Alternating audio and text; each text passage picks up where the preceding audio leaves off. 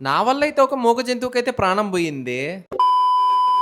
పొద్దున్నే నిద్రలేసి వంట రూమ్‌లోకెళ్ళంగానే ఒక కోడైతే దర్శనం ఇచ్చింది. ఈ కోడి ఎవరిదని చెప్పి మా అమ్మని అడిగితే నైట్ నువ్వే కదా చికెన్ కావాలని చెప్పావు. అందుకనే కోడిని పట్టుకొనైతే వచ్చానని చెప్పి అయితే మా అమ్మ చెప్పింది. అదేంటమ్మా నేను చికెన్ అడిగాను కదా! నువ్వేంటి కోడిని తీసుకొచ్చావు అంటే చికెన్ ఏమో ఆకాశంలో నుంచి రాదు. కోడినికొస్తేనే చికెన్ వస్తదని చెప్తుంది. ఇక నా వల్ల అయితే ఒక మూగ జంతువు ప్రాణం పోకూడదని చెప్పేసి మా అమ్మ ఎళ్ళిన తర్వాత అయితే ఆ కోడిని దాచిపెట్టేద్దాం అని చెప్పి అయితే ఫిక్స్ అయిపోయాను. ఇంకా ఆ కోడిని తీసుకొని పోయి నా కబోర్డ్‌లో అయితే దాచిపెట్టి ఇక్కడే ఉండు భయపడొద్దని అయితే చెప్పాను.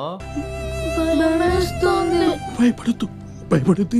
ఇంకా అలా దాచిపెట్టి ఇలా తిరిగి చూసే లోపైతే మా అమ్మ అయితే నా వెనకాలైతే ఉంది. ఇంకా కోడిని నా చేతుల్లో నుంచి బలవంతంగా తీసుకొని అయితే వెళ్ళిపోయింది. అయినా కూడా వదలలేదురా నాకు.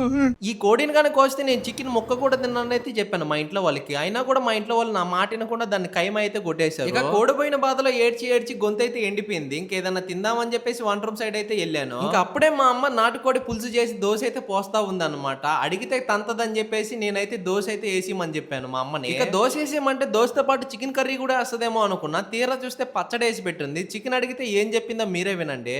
ఏంటి పచ్చడి చేసావా? చికెన్ కదా మందే. ఇందాకేదో కోడిని కుయ్యకూడదు, ప్రాణం తీయకూడదు అని నీతులు చెప్పావు కదా, పచ్చడే తినాలను పచ్చడే తినాలను. మా అది కాదు మా 100 అంటాం అందుకని చికెన్. కోడిని అడిగితే చేతులు ఇరగొట్టి చేతిలో పెడతాయి. ఇక ఫైనల్ గా మా అమ్మని రిక్వెస్ట్ చేసుకున్న తర్వాత లాస్ట్ కి అయితే చికెన్ కర్రీ అయితే వేసింది. ఇక మన కోసం పైకి పోయిన నాటుకోడికి మనశ్శాంతి దొరకాలని చెప్పి ప్లేయర్ చేసి చికెన్ అయితే కుమ్మేశాను. ఇదేంటైతే అరే నీ అబ్బా. అవును, ఇంతకీ మీకు నాన్ వెజ్ లో ఏ ఫుడ్ అంటే ఇష్టమో కింద ఉన్న కామెంట్ బాక్స్ లో అయితే కామెంట్ చేసేయండి. వెళ్తూ మన యూట్యూబ్ ఛానల్ అయితే సబ్స్క్రైబ్ చేసుకొని ఇన్స్టాల్ అయితే ఫాలో అయిపోండి. నెక్స్ట్ వీడియోలో కలుసుకుందాం. అంతవరకు ఉంటాం మరి బాయ్.